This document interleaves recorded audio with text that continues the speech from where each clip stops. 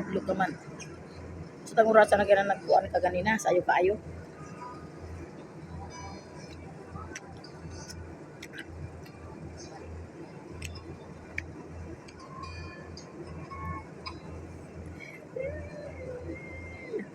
Nagluwa na tanan na si Kaaslom.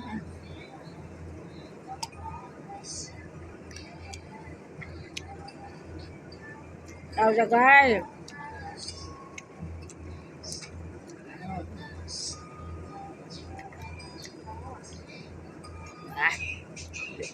Dinalamoy na lang nako pa para di magduga ang Kaaslom.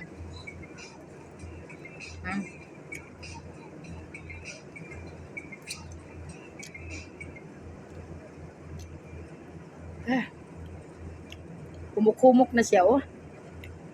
Medyo malambot na siya pero aslom lagi.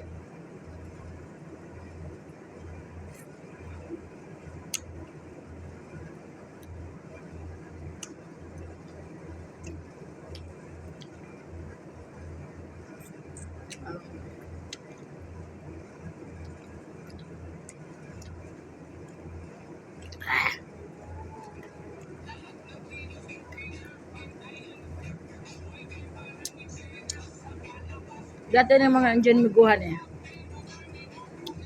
Nang isa ni.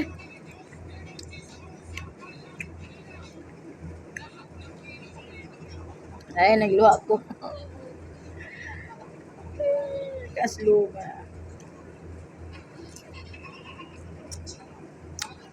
Kung saan mo yung mga parapangayo, maglihi lang.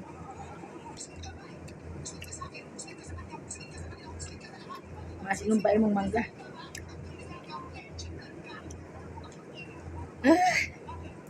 Tanawa tong ako ang punuan sa kanang langka sa to. Ang mga tagsoy kayo sa mga bunga. Perting mga pagkalami ra bagi kayo ang iyahang kuan, ang iyang mga kuan niya kanang talagang sobrang taba, kakapal. Nung napaglihian na tumbayhana, nangayo lang gid siya sa langka. Wala na pabayde sa akong bana. Sige na kuno kuya, hindi pa yan pwede ma'am, wala pag masyadong laman yan, putot pa na siya. Okay na siya sir. Na gusto ko lang talaga sir yung magulay niya sir. Sige, talagang gustong gusto ko. Naglilihi kasi ako pakaingon sa niya nga sa akong asawa nga naglihi ko no siya.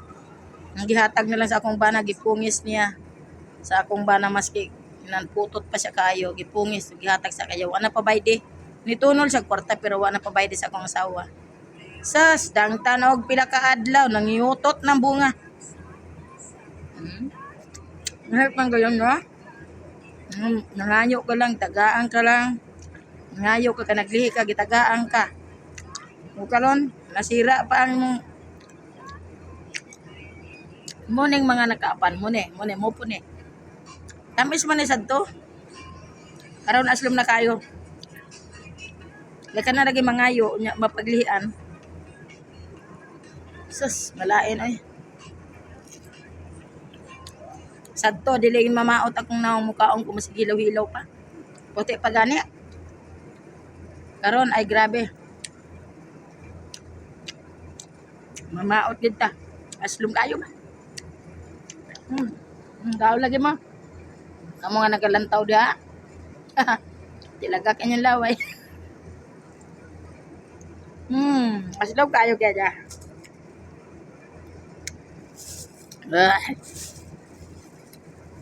Uy, lumay.